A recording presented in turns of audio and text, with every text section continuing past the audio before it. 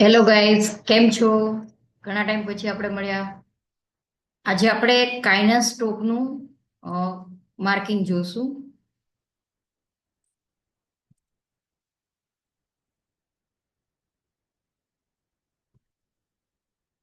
કાઇનસ stock કઈ રીતે move આપવાનો છે અને કઈ રીતે એને બોટમ બનાવ્યું એ આપણે આજે જોશું.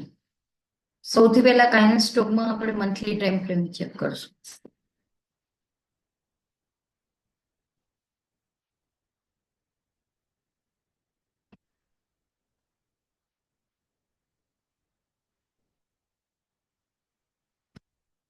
મંથલી ટાઈમ ફ્રેમ ચેક કરશું તો આપણને એક શો થાય છે કે નાનકડો અહીંયા ક્રિએટ થશે ડિમાન્ડ જો, બરોબર, પણ એક એને હેવી સપોર્ટ લઈ લીધો છે પ્રાઇસ.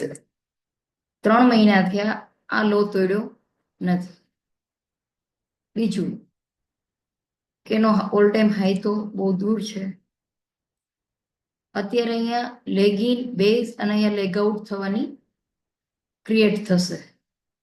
પછી વીકલીમાં જશું. વીકલીમાં ક્લિયર કટ દેખાય છે કે વીકલી ડિમાન્ડનો સપોર્ટ લીધો છે સ્ટોકે.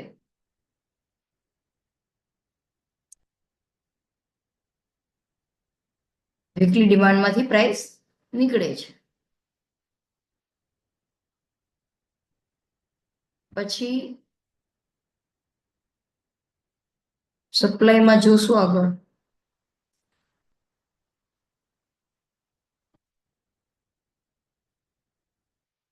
સપ્લાય નાનકડો અહીંયા પણ છે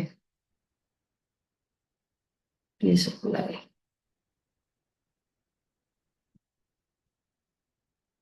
એમ જોઈએ તો 6,000 સુધી કોઈ છે નહીં, પણ સ્ટ્રોંગ રેઝિસ્ટન્ટ અહીંયા છે જે વારંવાર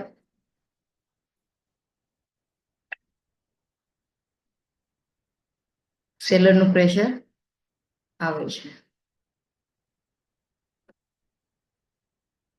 હવે જોઈએ તો સરસ મજાની અહીંયા પણ સ્પેસ છે, અહીંયા પણ સ્પેસ છે. ડેલી ટાઈમ ફ્રેમમાં જશું તો ડેલી ટાઈમ ફ્રેમમાં ક્લિયર દેખાય છે કે વીકલી ડિમાન્ડ ઝોનમાંથી પ્રાઇસે ક્લોઝ ડિમાન્ડની બહારની સાઈડ આપી દીધો છે.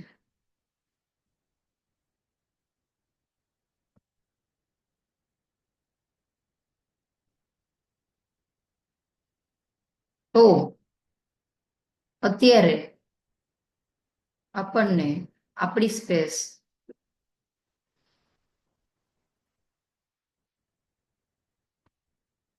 અહીંયા ગેપ છે પ્લસ સપોર્ટ બીકમ રજિસ્ટર, અને ત્યાંથી પ્રાઇસ રિવર્સલ કરી શકે.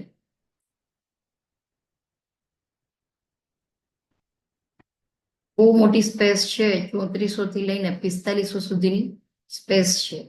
તમારે ટ્રેડ પ્લાન કરી શકાય. હજુ આપણે 125 મિનિટમાં ચેક કરશું તો એમાંય ક્લિયર દેખાય છે કે સરસનું ક્લોઝિંગ બહારની સાઈડ આપી દીધું છે. 75 મિનિટમાં જોશું.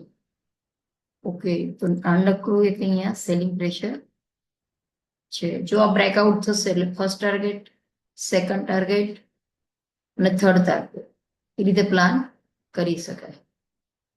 Thank you.